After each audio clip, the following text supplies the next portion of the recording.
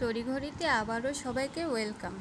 আজ তৈরি করে দেখাবো দুধের তৈরি ক্ষীর দিয়ে পারফেক্ট পাটিসাপটা পিঠা, যা মুখে দিলেই মিলাই যাবে।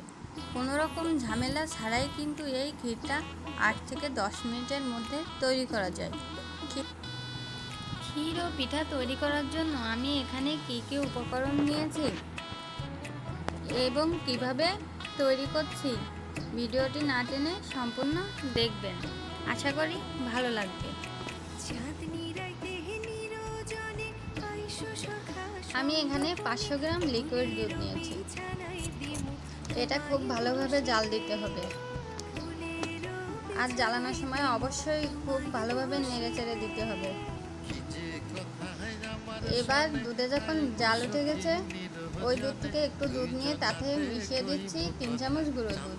এটা খুব ভালোভাবে নেড়েচেড়ে মিশিয়ে নেব। দুধটা ভালোভাবে মেশানো হয়ে গেলে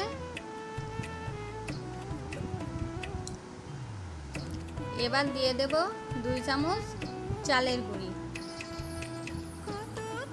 চালের গুঁড়ি দেওয়ার পরে এটা আবার খুব ভালোভাবে নেড়েচেড়ে মিশিয়ে নিতে হবে।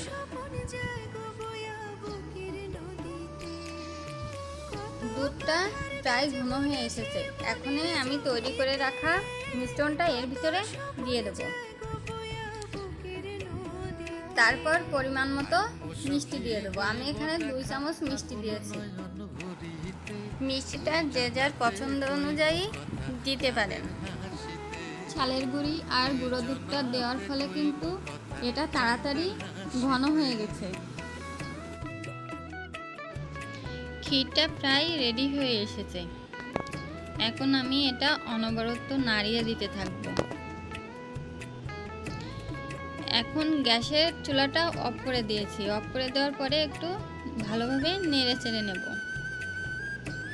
এবার এটা নামিয়ে দেব।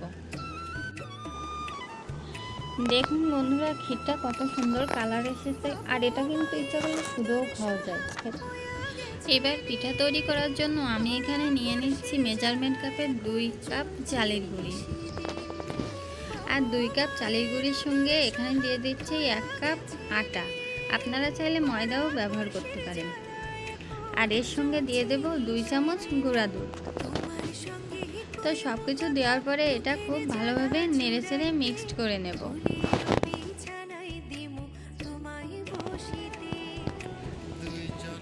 আর এটার সাথে দিয়ে দেব খেজুরের গুড় 1/2 কাপ। খেজুরের গুড়টা দেওয়ার জন্য পিঠার কালার কিন্তু দেখতে বেশ ভালো আসবে।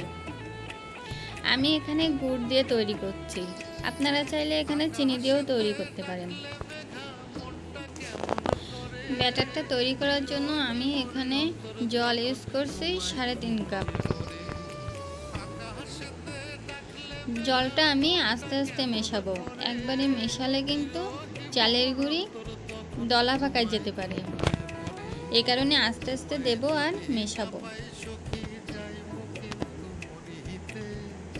পাটিসাপটা পিঠার ব্যাটার কিন্তু একটু পাতলা করতে হয়, অনেকটা ছিটে পিঠার মতো।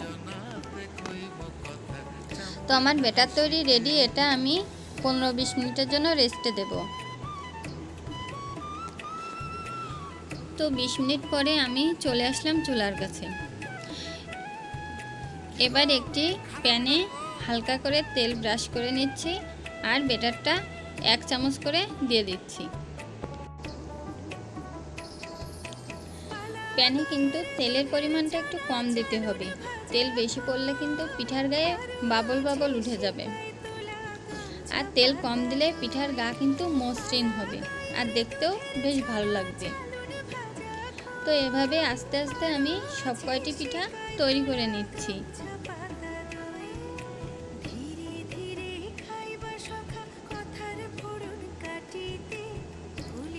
এভাবে হালকা চিনি আর হালকা গুড় দিয়ে পিঠা তৈরি করলে খেতে কিন্তু খুব মজা লাগে।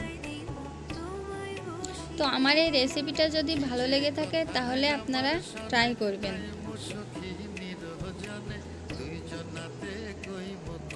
আমি এখানে চামচ দিয়ে পিঠাগুলো তুলে নিচ্ছি। দেখুন বন্ধুরা, পিঠার গা কত সুন্দর মসৃণ হয়েছে। তো এভাবে একা একা আমি সব পিঠাগুলোই তৈরি করে নিচ্ছি। রেসিপিটি আপনাদের কাছে কেমন লাগলো কমেন্ট করে জানাবেন প্লিজ। আর আমার চ্যানেলে সব নতুন নতুন ভিডিও পেতে চ্যানেলটি প্লিজ সাবস্ক্রাইব করুন এবং প্রচুর প্রচুর লাইক কমেন্ট ও শেয়ার করুন। ধন্যবাদ।